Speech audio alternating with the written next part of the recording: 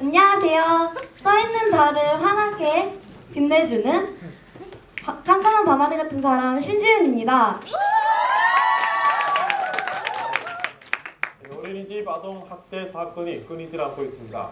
장애를 이유로 진료나 대출이 거부당하는 등 외로운 죽음, 고독사가 사회적인 문제로 떠오르고 있습니다.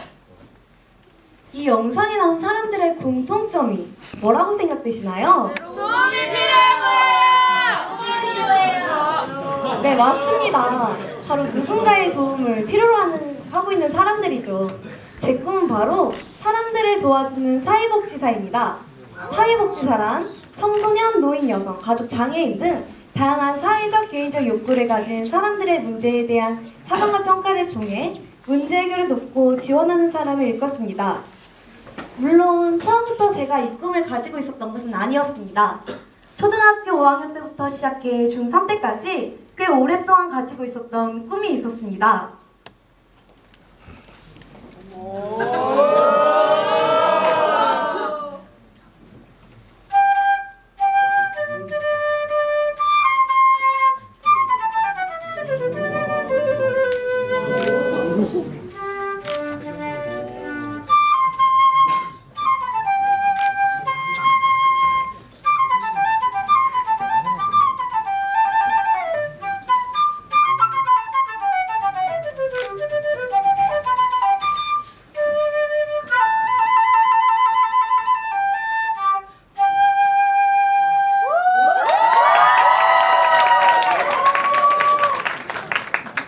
제 꿈은 플룻 연주자가 되어 사람들의 마음을 음악으로 치유해주는 음악심리 치료사가 되는 것이었습니다. 그런데 매일같이 반복되던 연습과 무대에 서는 것을 힘들어하는 저에게 이 정도 연습은 기본인데 이마저도 하기 싫어하면 네가 되고자 하는 것은 절대 될 수 없어 라며 플룻 선생님께서는 저를 질책하셨습니다. 그때 저에게 필요했던 것은 위로였는데 계속 앞으로만 떠미는 듯한 말에 전 도망칠 수밖에 없었습니다. 플룻을 할 때 환하게 웃던 저의 얼굴은 어디에서도 볼 수가 없었고 예고를 목표로 수없이 한 곡만을 반복했던 그 시간들의 의미가 불분명해졌습니다. 하지만 지금 와서 생각해보니 플룻에 지쳐갈 때 선생님의 한마디가 자극제가 되어 포기하게 된 것 같습니다. 오랫동안 유일하게 꾸던 꿈을 잃어버린 채 저는 예고가 아닌 이곳 벨에 오게 되었습니다. 예전에 사람들이 꿈이 뭐냐고 물어보면 자신감 있게 대답할 수 있었지만 꿈을 잃어버린 전 꿈이 없어요 라고 자신감 없는 목소리로 얘기할 수밖에 없었습니다. 무대에 많이 서봤지만 무대에 서는 것을 두려워한 전 굳이 플룻에 전공하려고 했던 얘기조차 친구들에게 하지 못했습니다. 친구들은 하나씩 꿈을 찾고 그 꿈을 위해 열심히 노력 중인데 저만 미래에 대한 아무런 계획이 없는 것 같아 초조함과 불안감에 휩싸였고 그저 부러운 눈길로 친구들을 쳐다볼 뿐이었습니다. 이대로는 안 되겠다 싶어 커리어넷에 들어가 검색도 해보고 대학 사이트에 들어가 어떤 학과가 있는지 알아보기도 했습니다. 하지만 특별히 하고 싶은 게 없었던 저의 이런 노력들은 얼마나 시들해지기 일쑤였죠. 그러다가 사회복지사라는 직업에 관심을 갖게 되었습니다.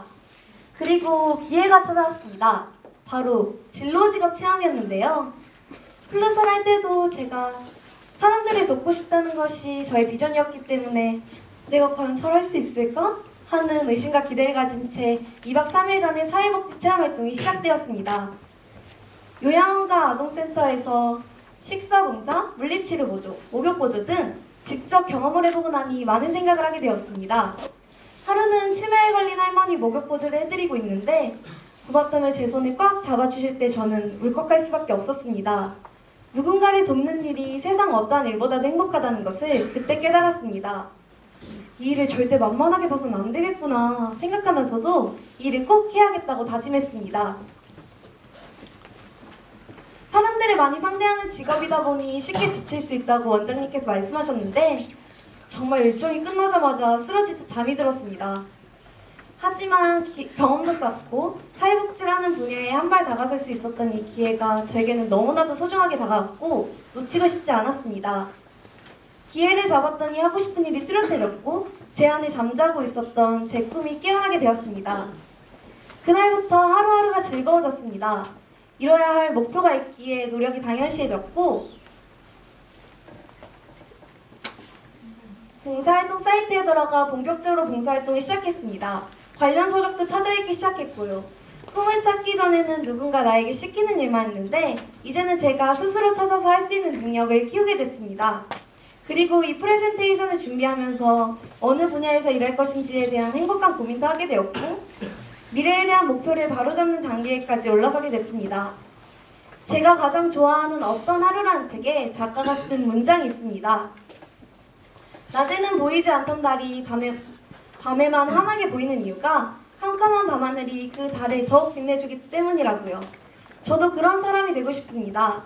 보이지 않는 곳에서 누군가에게는 가장 영향력 있는 사람으로 그 사람을 가장 환하게 빛내주고 아픔을 가지고 있다면 그 상처를 따뜻하게 보듬어줄 수 있는 사람이 될 것입니다.